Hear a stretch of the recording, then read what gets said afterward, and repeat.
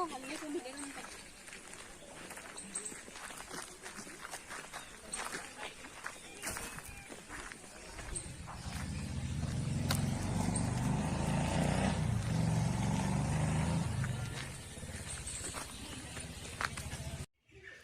Friends, कैसे हैं आप सब। आशा करता हूँ कि आप लोग बहुत अच्छे होंगे। तो दोस्तों, आज फिर एक नया वीडियो लेकर आया हूँ और आज मैं आया हूँ चंगेरवा पार्क में।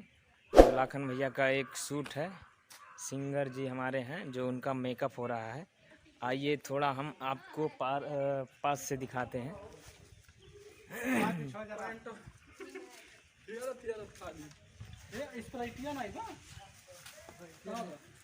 और देखिए छोटा सा रूम मिला है हम लोगों को। देखिए हमारे लाखन भैया जी हैं और यहाँ देखिए इस हमारे सिंगर भैया यही हैं और इनका गाना है।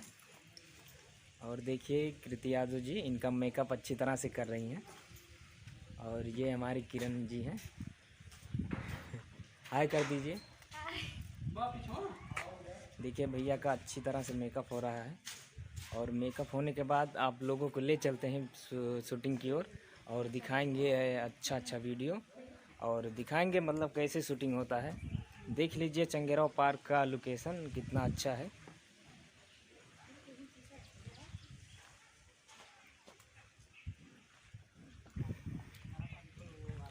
और ये लोकेशन काफ़ी खूबसूरत है और बड़ा भी है, जहाँ चाहो आप वीडियो शूट कर सकते हो।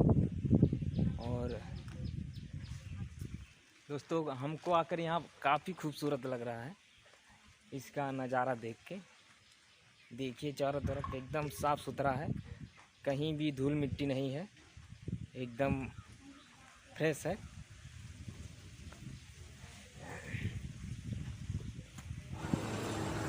इधर देखिए क्या खूबसूरत नज़ारा है। और देखिए वीडियो स्टार्ट होने के पहले ही देखिए भीड़ भाड़ कितना है।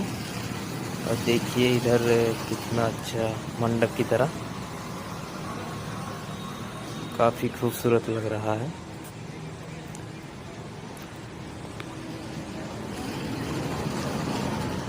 आइए ले चलते हैं वीडियो की तरफ। ये वीडियो स्टार्ट हो गया है।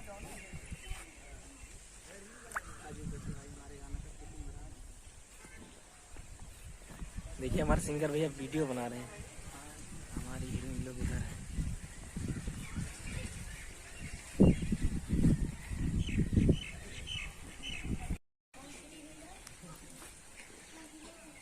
और देखिए दोस्त वीडियो का सेटअप चालू है। देखिए हमारे लाखन भैया जी गाना ढूंढ रहे हैं। हाँ? कौन एक पहले शूटिंग में लगाई दो गाना हुआ कान के।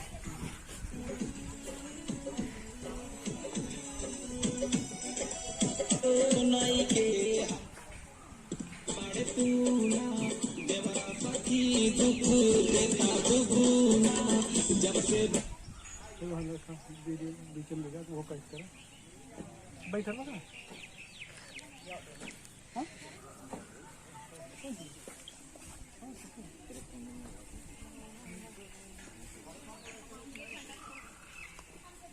बीच करा अरे हम कहीं दे की भौजी आके सुता हमरे काजरा आखी में लगौले बाड़ू कितना पाथर काजरा आखी में लगौले बाड़ू कितना पाथर काजरा कहला की भौजी आके सुता हमरे काजरा आखी में लगौले बाड़ू कितना पाथर काजरा बेरी बेरी चूसे उठल मिया सखी रे बेरी बेरी चूसे उठल मिया सखी हो कटले का देवरा दोनों गलिया सखी हो कटले का देवरा दोनों गलिया सखी हो।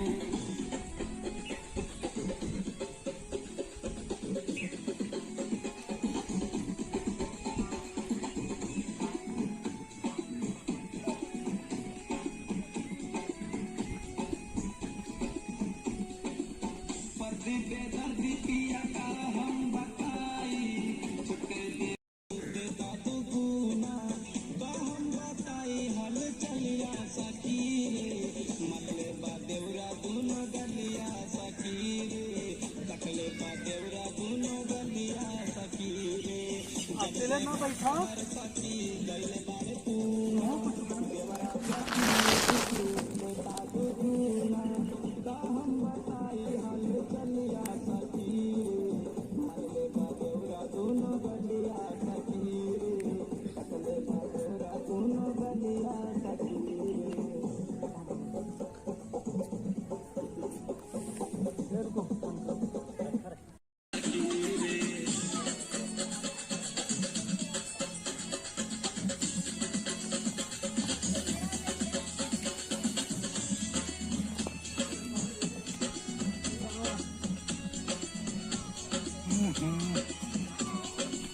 कहला की भौजी आके सुता हमरे पाजारा, आखी में लगौले बाड़ू कितना पातर काजारा, आखी में लगौले बाड़ू कितना पातर काजारा।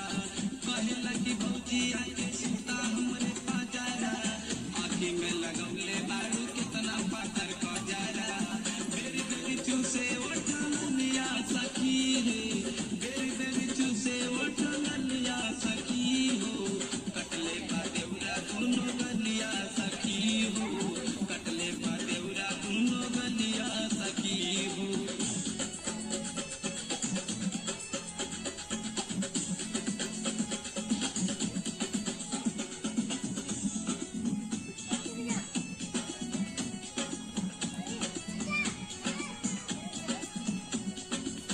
पर्दी बेदर्दी पिया का हम बताई, छोटे देवरवा के सरवा का उठत नहीं के, सखी उठत नहीं के, सखिया उठत नहीं के, हमरे राजा के सरवा का उठत नहीं के।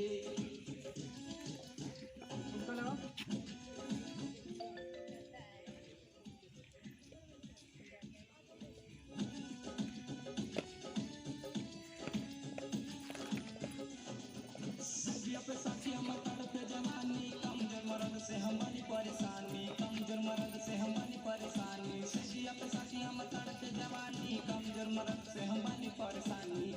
कबो टांगरी में टांगरी फसात नहीं के, कबो टांगरी में टांगरी फसात नहीं के, हमारे राजा के हमारे भतर के मुसरवा का उठत नहीं के, हमारे सैया के मुसरवा का उठत नहीं के, सखी उठत नहीं के, ओ सखिया उठत नहीं के, हमारे राजा के मुसरवा का उठत नहीं के।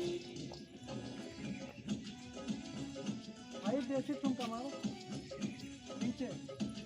हाँ सखी रे कटले बादेवरा दोनों गलिया सखी रे। साहिल का स्टूडियो कप्तानगंज बस्ती।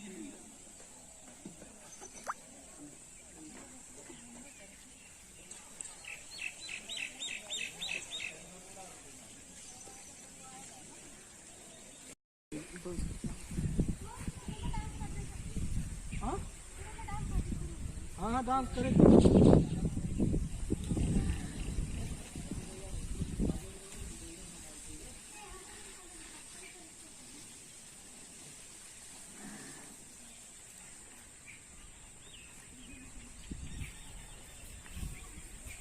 चलो रेडी, ले जाओगे। बढ़िया पोजीशन बा भैया। कहला की भौजी आके सुता हमरे पाजारा, आखी में लगौले बाड़ू कितना पातर काजारा, आखी में लगौले बाड़ू कितना पातर काजारा। कहला की भौजी आके सुता हमरे पाजारा, आखी में लगौले बाड़ू कितना पातर काजारा। बेरी बेरी चूसे उठल लिया सखी रे, बेरी बेरी चूसे उठल लिया सखी हो, कटले बादेवरा दोनों गलिया